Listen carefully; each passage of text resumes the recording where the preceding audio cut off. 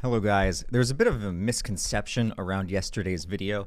People mistakenly believe that I'm suggesting that you should take psychedelics every single day. I am 100% not suggesting that. To be clear, I am not suggesting anybody takes psychedelics every day. When I say I practice daily microdosing to help heal my brain, I do not mean that I am addicted to psychedelic compounds. Taking microdosing is not something that I look forward to. It's more of a chore. It's something that you kind of have to grit your teeth and bear through at times because it can be extremely freaking uncomfortable.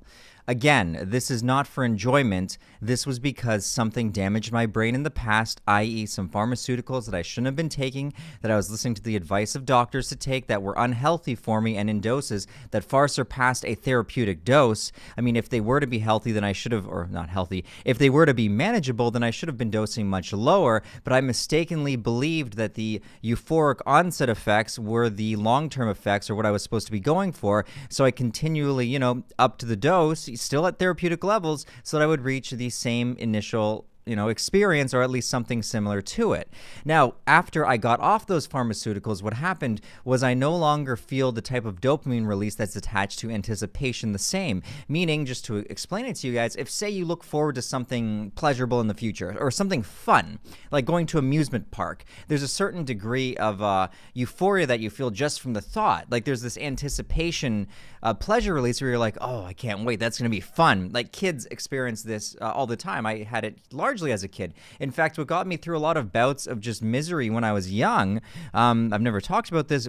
My family was very poor. We were on welfare. I did not grow up with money. I grew up in an apartment building all the time. We had to go to food banks. So sometimes if I was sad, I mean, I was never sad about money, but if I was sad about just other random shit, I would look forward to things in the future. Something as simple as a camping trip would fill me with joy. Now, what happens is there's an anticipation dopamine release, and when your dopamine, well, the neurons that they say that the axons can be damaged that release the dopamine. I'm not a scientist, obviously, so I don't understand all of the intricacies of how this works. I can picture the images of the axons in my mind and the dendrites and where they say they get damaged. Well, essentially what it means is that cell is no longer receptive to dopamine in the same way because your body has to build up a tolerance to, keep its homeostasis when it's constantly having that dopamine release daily. And what it means is those cells may reproduce with less dopamine receptor sites on them, meaning you experience less dopamine,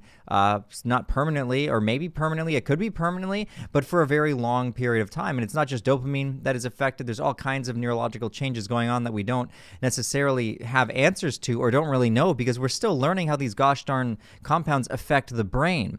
So I have been on this crazy journey to try to heal the damage caused by that. So when I'm saying stuff like microdosing daily, I by no means am explaining or suggesting that anybody trips every day. That's freaking insane. Do not do that. I don't have trips every day. When I'm saying that I've taken, anywhere from 100 milligrams to a gram of mushrooms a day, that's to combat tolerance. You have to understand that when you're taking these substances daily, or what I average is 5 days on, 2 days off, which is recommended by Paul Stamets, who is the top mycologist, leading mycologist in the field, and he's recommending taking mushrooms and combining it with some of these vitamins that I'm going to explain now. So when I say I'm doing that, it's because I've reached a point where the tolerance has gotten too high and I'm not even feeling 200 to 400 milligrams. And usually at that point, I will take a break.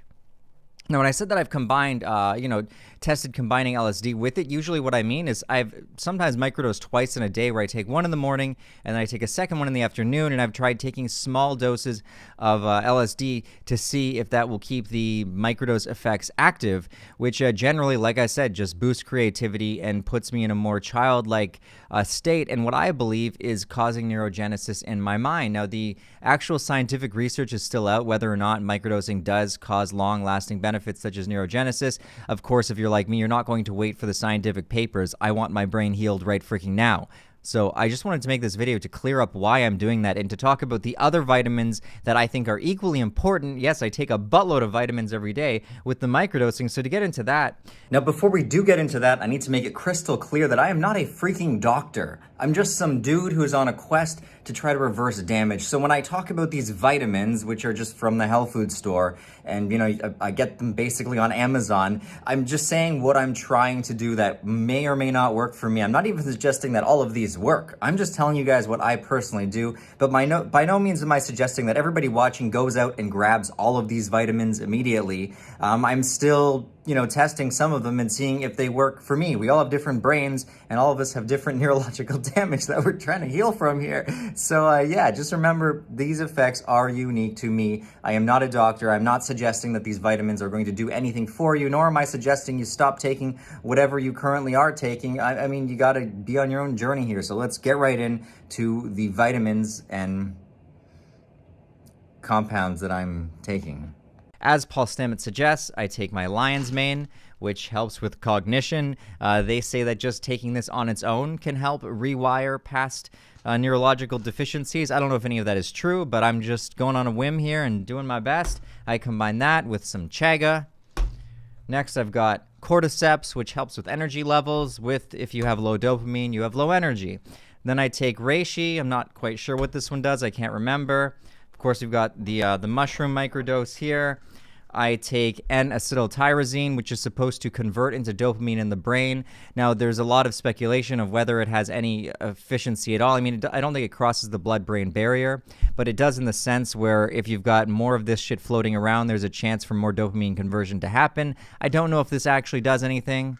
I really don't, it's not like I feel anything, but I just take it as let's hope it does something. This one's actually really cool, L-theanine. So this is the active component in green tea, and L-theanine is extracted, the active component extracted from green tea and, condensed into a much more potent amount. For example, there's 225 milligrams of L-theanine in this, and I think when you take a green tea, you might be getting at most, 30 milligrams. So this is like having 20 plus green teas. Wait, I can't do math. This is like having 10 or so green teas or more. I'm not sure of the exact numbers, which is pretty awesome. I do find relaxation benefits from this. What it does is it helps promote more GABA in the brain, but not in the same way as benzodiazepines cause it, because then it would have nasty withdrawals. Next, we've got my vitamin D3, because these days, who's getting outside? Followed by multivitamins. I like the chewy ones because they taste good. Then we've got my fish oils. I ate tons of salmon, but I figure you can't get enough of this gosh darn fish oil. NAC, another thing that has been somewhat proven to reverse neurological damage in the brain. There's lots of studies on it. If you just Google NAC, reversing mental or brain damage, you will probably get a few. NAC is great for all kinds of things. It reverses damage from other drugs. I think it might be used to reverse, damage, like if you take too much, what's that one called? Acetaminophen. I think they administer NAC. I could be totally off base here. Don't quote me on that one. But yeah, NAC is fantastic. Seth loves his NAC. We got vitamin C, because who doesn't need vitamin C? Get that immune system boosted. And finally, I've been having this stuff since I was a little kid. I remember when I was a kid, my mom would take us to Chinatown and she'd buy this ginseng royal jelly. And I don't know if it really has any health benefits, but when I was little, I would drink this and I would feel like a boost of energy. I don't know if it was all psychological or not, but I've, had that psychological anchor set, and now I just take the ginseng royal jelly because I still think it tastes good and it boosts my energy. This stuff is really cool looking. You can get this in any Chinatown. it's these little vials of this gooey sticky substance that I think tastes great. I actually look forward to drinking these in the morning.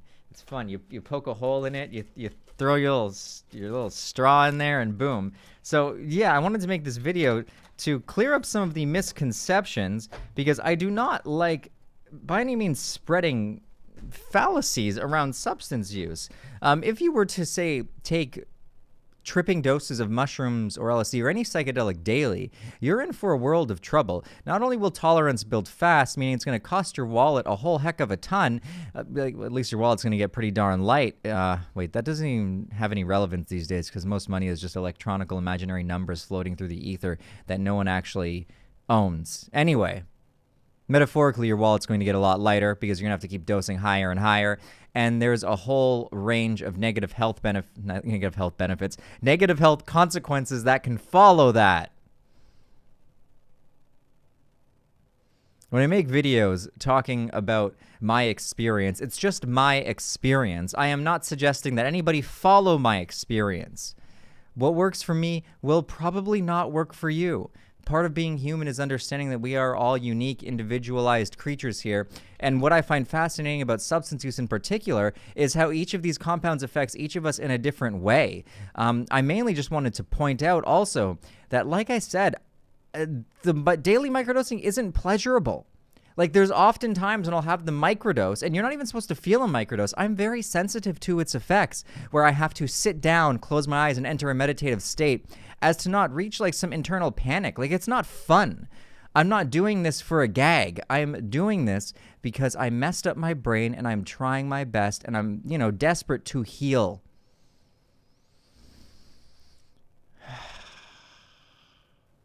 Thank you.